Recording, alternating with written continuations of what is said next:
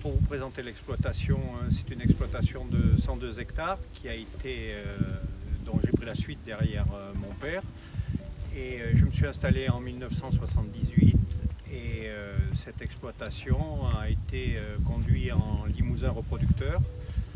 Et aujourd'hui, j'ai toujours un troupeau de limousines et un troupeau d'angus, et donc en bio. Alors pourquoi je suis passé en bio? C'est que l'exploitation, avec sa structure et un chargement donc extensif, moins d'une UGB hectare, on était pile poil dans le cahier des charges du bio. Donc je me suis dit pourquoi ne pas aller jusqu'au bio, et je sentais que enfin la valorisation du bovin en bio commençait à être un peu plus avantageuse, et donc j'ai pris cette décision qu'aujourd'hui je ne regrette pas. Ça a été le pâturage raisonné, donc de recloisonner les parcs avec des clôtures électriques, de faire attention aux clôtures en dur, à ne pas avoir de fil de fer trop bas pour éviter les ronces, parce que comme on ne peut plus utiliser la chimie, il ne nous reste plus que le désherbage mécanique. Ça a été aussi de convaincre les gens autour, de convaincre ceux qui m'aident, de convaincre mon salarié.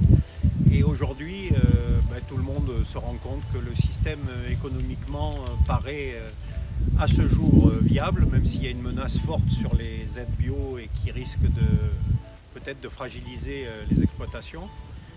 Il y a une vraie valorisation qui commence à apparaître au travers des circuits de commercialisation. Après en Angus, j'ai fait le choix de faire de l'inscription et de vendre des reproducteurs, car il y a un marché de niche sur cette race. Pourquoi j'ai choisi cette race? Alors cette race, je l'ai choisie parce que d'abord la docilité, vous l'avez vu lors des images, c'est des animaux extrêmement doux, voire de temps en temps presque excessivement affectueux. Il y a une qualité de viande très persillée qui aujourd'hui séduit quand même certains consommateurs, à la fois des carcasses on va dire un petit peu moins de 400 kg, donc des carcasses plus petites et un persillé important, ce qui fait une viande rouge de qualité. L'angus est très herbagé, en tout cas la souche que j'ai achetée est très herbagère.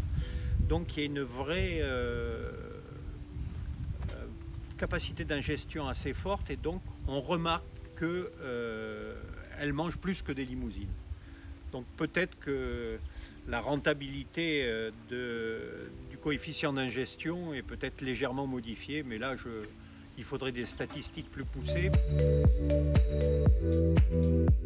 Une modification importante dans le passage en bio, ça a été de viser l'autonomie alimentaire, et ça veut dire rentrer dans une phase de culture. J'étais dans un système avant totalement herbagé, donc là j'ai démarré la culture du métail, donc des métails à base de triticale, épeautre et protéagineux, c'est-à-dire pois et févrole. Et ce métail, on le moissonne en grains, et après on le stocke en boudin pour le redistribuer aux bêtes à l'engraissement. La deuxième chose, c'est quitte à faire la culture, on a fait donc une rotation, donc avec en tête de rotation plutôt de la prairie, et on a intégré aussi de la moutarde.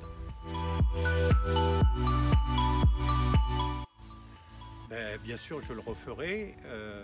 C'est sûr que les années de conversion, les aides sont plus importantes, et le besoin n'est peut-être pas aussi important qu'il peut l'être après dans le maintien, mais c'est la règle du jeu.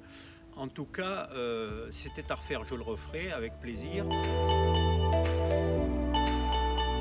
D'abord d'avoir une vraie volonté affirmée, parce que le chemin est compliqué. Le niveau d'exigence est fort, en particulier dans les cultures. On ne rattrape pas les erreurs ou les difficultés de la nature, on ne les rattrape pas avec de la chimie. Plus de travail à la main, par exemple des brousaillages. Donc il faut une vraie vision, une vraie volonté, de la persévérance, et puis avoir cette éthique, avoir cette envie de faire de l'agriculture différemment aujourd'hui, parce qu'elle répond aux attentes du consommateur et du citoyen.